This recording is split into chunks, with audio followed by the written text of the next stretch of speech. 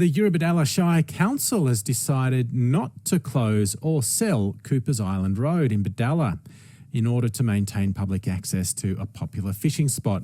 The public road provides access to a waterway for fishing and kayaking, but it had been blocked by a gate installed by private landowners whose farm is cut through by the road.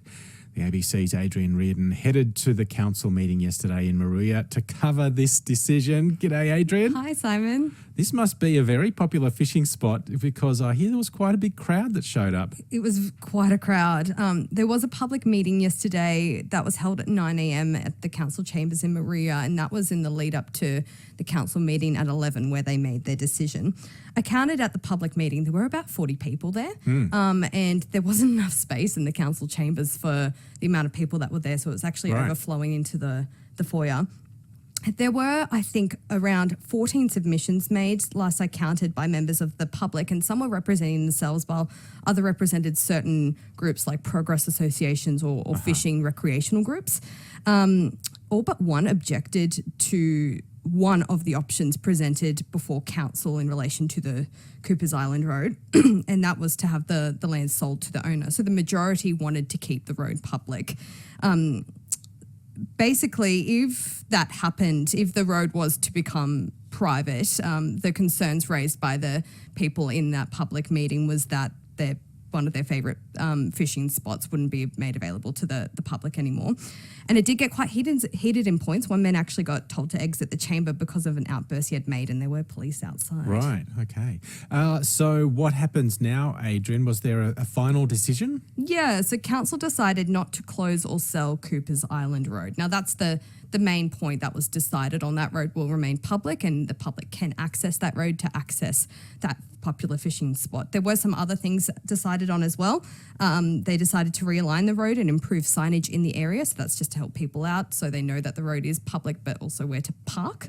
Council will make a decision on an application to erect a gate at the entrance of Coopers Island Road near the Princess Highway. So from what I gathered at the meeting, the owners have now formally lodged an application to have a gate at that entrance, and council will decide on what to do about that within 14 days of the council meeting. And I did catch up with a few people outside the meeting to get their thoughts about the whole outcome. So some were pleased with it because it meant that they could still fish there and still access that road. And others said that they hope the relationship with the property owners and the public will settle down and improve. I did try and interview the owners a couple of times, but they politely declined.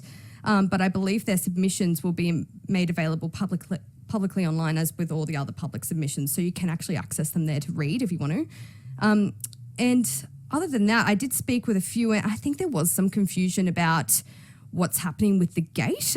So even though council clarified that they're still processing an application for that and will decide in 14 days what to happen, some of them believe that the gate that was there will stay. Right. So you might hear that in my interviews with a few people, but I have sought clarification, and I'm just clarifying again if that gate that was there originally is still there, or is that going to be removed until the application is approved or declined, or what. Some of them also mentioned how they had a change of wording in one of the options. So there was a little bit of confusion about an option presented to council when they read it and how that changed when between the public meeting and the proper council meeting. Anyway, there was a lot to take out of it. Let's hear first from Councillor Anthony Main, who voted actually to keep the road public.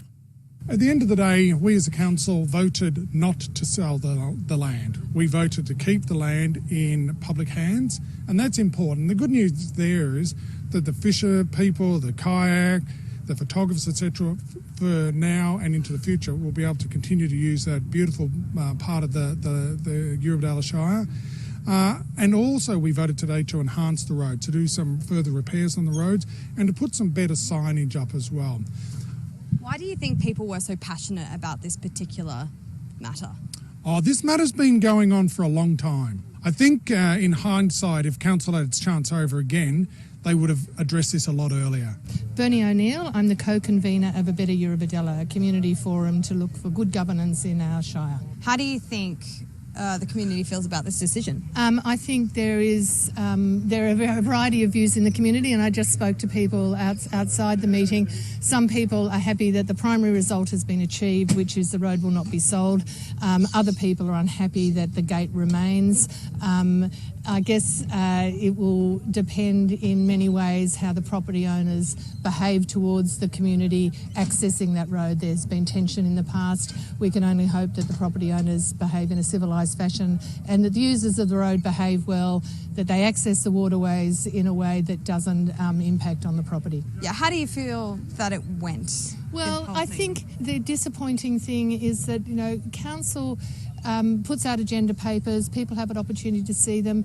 The change to the recommendation was made this morning. So not only did the community not get to see that recommendation that was voted on by council, the councillors hadn't seen it until this meeting this morning. So when they were briefed by council staff, they weren't briefed on that recommendation. Hence, in the meeting, there was quite a bit of conversation and questions from a variety of councillors saying, well, what does this mean? It's not good administrative practice to change a recommendation at the point of a meeting without an appropriate briefing by staff to councillors. It's an unfortunate way to manage things. That's not perfect. My name's Max Castle, and I'm an advocate for recreational fishing and boating. As part of the public forum today, what did you raise as the main point? The main points have been the lack of action to have this issue addressed. It's been going now since 2019. It's the only access road that we can get to Trungarabilla Lake easily and comfortably.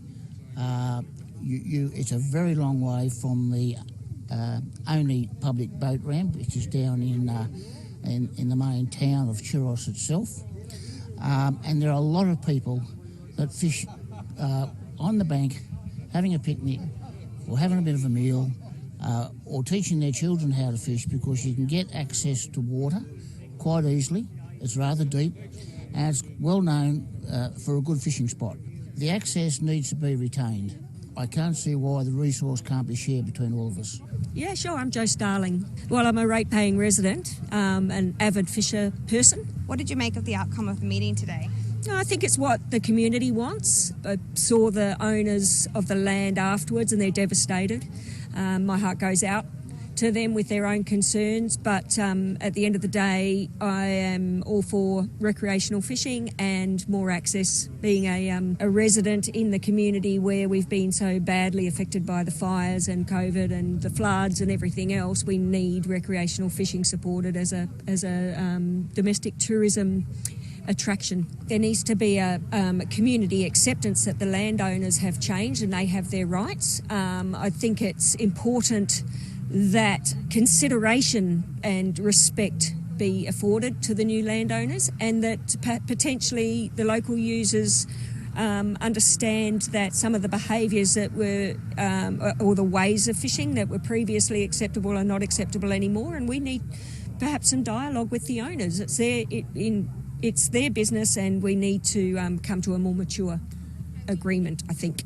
Jo Starling ending that report from Adriane Reardon, just talking, and subsequently the Eurobodalla Shire Council has decided not to sell or close Coopers Island Road in Bodalla, and you can read more on the outcome of that decision online at the Eurobodalla Shire Council website if you want to know more details.